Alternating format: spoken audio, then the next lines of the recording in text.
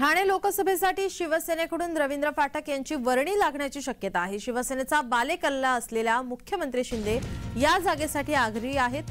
रवींद्र फाटक यांचे ठाणे लोकसभा मतदारसंघात विस्तृत काम असल्याने रवींद्र फाटक यांना शिवसेनेकडून दिल्लीत पाठवण्याची तयारी आता सुरू आहे।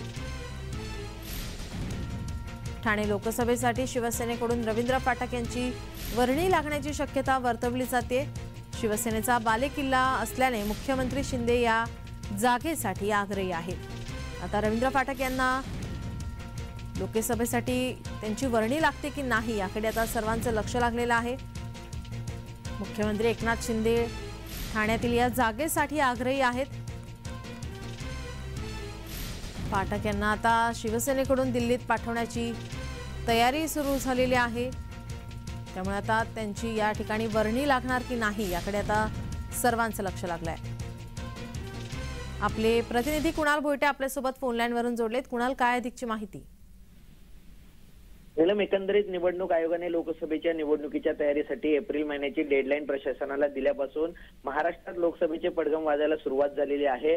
मात्र सर्वाधिक चर्चेत असणारा ठाणे लोकसभा मतदारसंघ याच्यावर नेमकं कुणाची वर्णी लागणार याकडे सर्वांचं लक्ष लागलेलं आहे। कारण ठाणे लोकसभा मतदारसंघ हा शिवसेनेचा बालेकिल्ला मानला जातो आणि शिवसेनेमध्ये उभी फूट पडल्यानंतर आता एकनाथ शिंदे या संपूर्ण जागेसाठी आग्रही असताना पाहायला मिळत आहेत। कारण 1996 पासून या जागेवरती धनुष्यबाण याच चिन्हावरती उमेदवार लढत होता आणि आता मुख्यमंत्री एकनाथ शिंदे यांच्यासोबत जे वारंवार दिसतात असे रवींद्र फाटक यांची या ठिकाणी वर्णी लागण्याची शक्यता आहे। कारण रवींद्र फाटक यांचा संपूर्ण कार्यकाळ जर पाहायचा झाला तर ठाण्यामध्ये तर त्यांचं कार्य आहेच, मात्र मीरा भाईंदर असेल, पालघर असेल, त्याचप्रमाणे नवी मुंबईमध्ये देखील त्यांनी काम केलेलं आहे। त्यामुळे एक वेगळा चेहरा ठाणे लोकसभेसाठी मिळू शकतो। कारण याच ठाणे लोकसभेमध्ये 4 ज्या जागा आहेत त्या म्हणजे बेलापूर, ऐरोली, ठाणे शहर आणि मीरा भाईंदर विधानसभा ह्या भाजपच्या आहेत आणि या 4ही विधानसभा क्षेत्रातून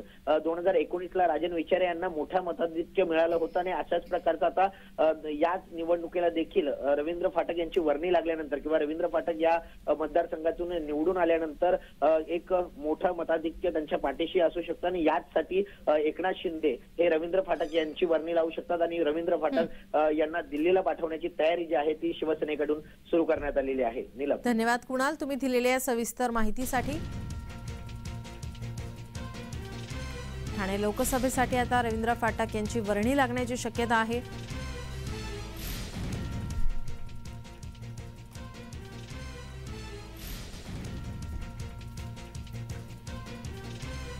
शिवसेनेचा बालेकिल्ला असलेल्या या ठिकाणी मुख्यमंत्री एकनाथ शिंदे या जागेसाठी आग्रही आहेत।